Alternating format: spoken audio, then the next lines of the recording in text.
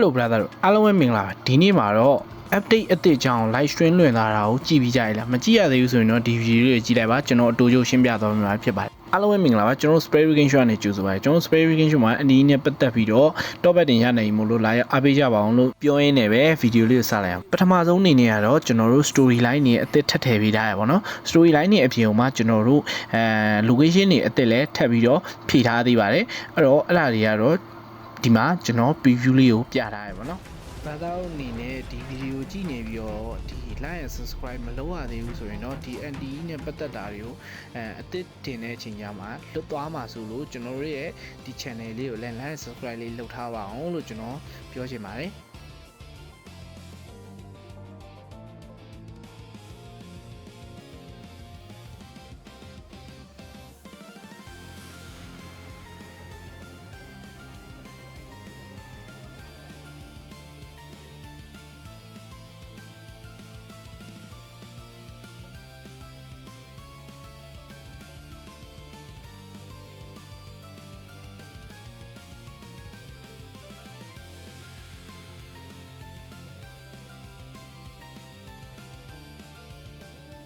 အဲ့တော့ခုနောက်ထွက်တဲ့ဒီကန်းချီဘေးပေါ့နော်လုံးဝကန်းချီအလားပါတွေကိုခံစားမယ်ကျွန်တော်တို့ပြီးတော့ abnormally zone ရဲ့လုံးဝအလားတရားကြီးတွေကိုခံစားမှာပဲဖြစ်တယ်ပေါ့နော်အဲ့တော့တော်တော်လေးလဲလမ်းတယ်လို့ပြောလို့ရတယ်အဲ့တော့ဒီ location တွေပြပြီးဆိုတော့ကျွန်တော်တို့ပထမဆုံး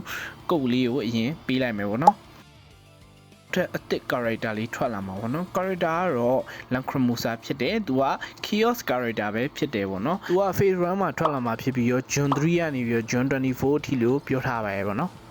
ကျွန်တော်တို့ထွက်လာမဲ့ character လေးတည်ပြီဆိုတော့သူ့ရဲ့ outfit လေးတွေကိုတစ်ချက်သွားပြီးတော့ show လိုက်အောင်အဲ့တော့ကျွန်တော်အနေနဲ့ကတော့ဒီမှာအထက်တွေဘာတွေကိုတိတ်ပြီးတော့မပြတော့ဘူးဘာလို့လဲဆိုတော့ကျွန်တော်တက် video လေးနဲ့ guide လုပ်ပေးသွားမှာမို့လို့သူ့ရဲ့ app တွေသူ့ရဲ့ ability တွေသူ့ရဲ့ဘာလို့လဲဆိုတာကိုကျွန်တော်ပြောပြပေးသွားမှာမို့လို့ဒီမှာကတော့တိတ်ပြီးတော့မပြတော့ဘူးပေါ့နော် second လေးပဲပြလိုက်မှာပဲဖြစ်ပါတယ်ဇွန်24ရက်နေပြီးတော့ဇူလိုင်10ရက်နေ့တွင်မှာ phase 2လာမယ်ပေါ့နော်အဲ့လာမှာကျွန်တော်တို့ Charles ပေါ့နော်ဒီကောင်ထွက်လာမှာပဲဖြစ်တယ်ပေါ့နော်ဒီကောင်ကတော့ကျွန်တော်တို့လာရှာနာ character ပဲဖြစ်တယ်ပေါ့နော်အဲ့တော့ဒီကောင်ကတော့တော်တော်လေးကိုလမ်းနေပေါ့နော်အထာကျတဲ့ main character တစ်ကောင်လို့ကျွန်တော်မြင်တယ်အားလုံးလည်းကြိုက်ကြမယ်လို့ထင်တယ်ဒါကတော့သူ့ရဲ့ outfit တွေပဲဖြစ်ပါတယ်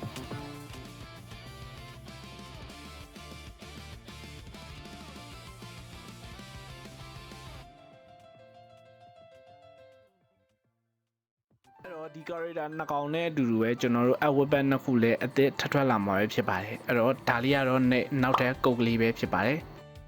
ကျွန်တော်တို့ character ထွက်လာတဲ့အတူတူပဲကျွန်တော်တို့သူတို့ကိုအိမ်မှာ invite ပြီးတော့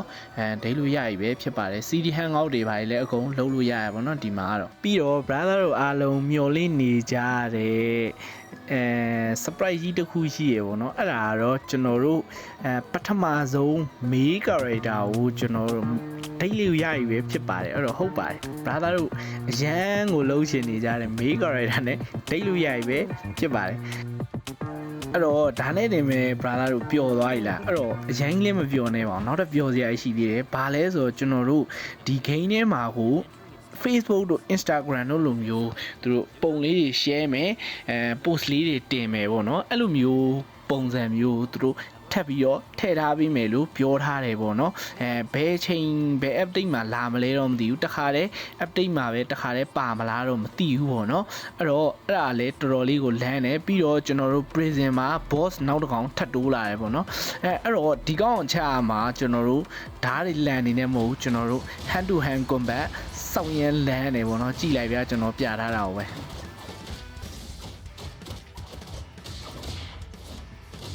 အဲ့တော့ကျွန်တော်တို့ hand to hand combat ကဒီမှာတွေမပြီးသွားဘူး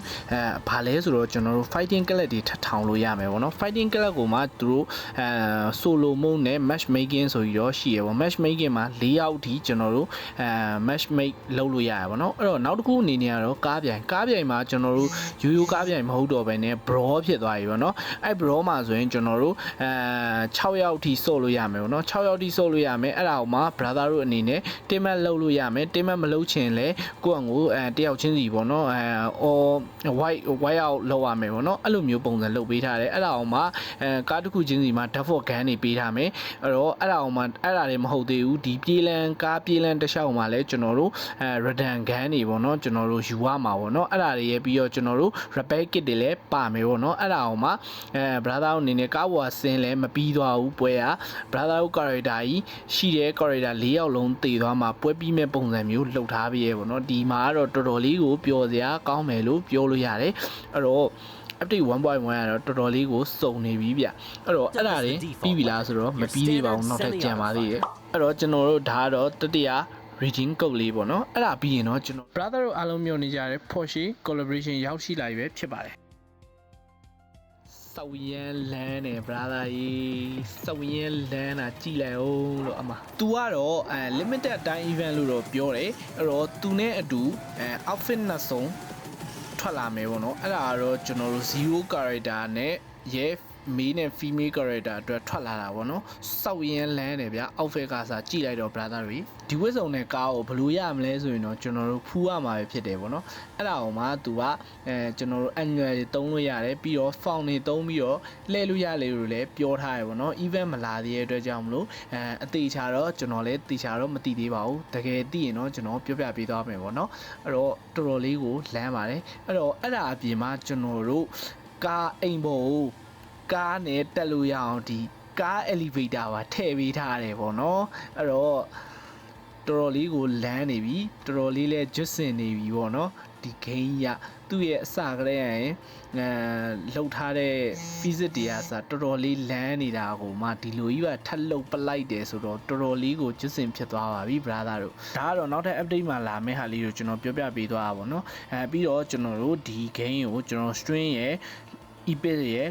Galaxy Store ရဲ့မှာလဲသူတို့ launch မယ်လို့ပြောထားရပါတော့အဲ့တော့နောက်ထပ်ဒီ NDE နဲ့ပတ်သက်ပြီးတော့သတင်းလေးတွေကြားချင်တယ်ဆိုရင်တော့ကျွန်တော်တို့ရဲ့ဒီ YouTube channel လေးကို like and subscribe လေးလုပ်သွားပါအောင်ပြီးတော့ဒီ comment မှာကျွန်တော်တို့ player group လေးကိုကျူဝါလေးချထားပေးမယ်ပေါ့နော်အဲ့ကနေပြီးတော့ကျွန်တော်တို့ group လေးကိုလည်းဝင်ခဲ့ပါအောင်လို့အားလုံးကြိုးစားပါတယ်လို့ brother တို့အားလုံးပဲကျေးဇူးတင်ပါတယ်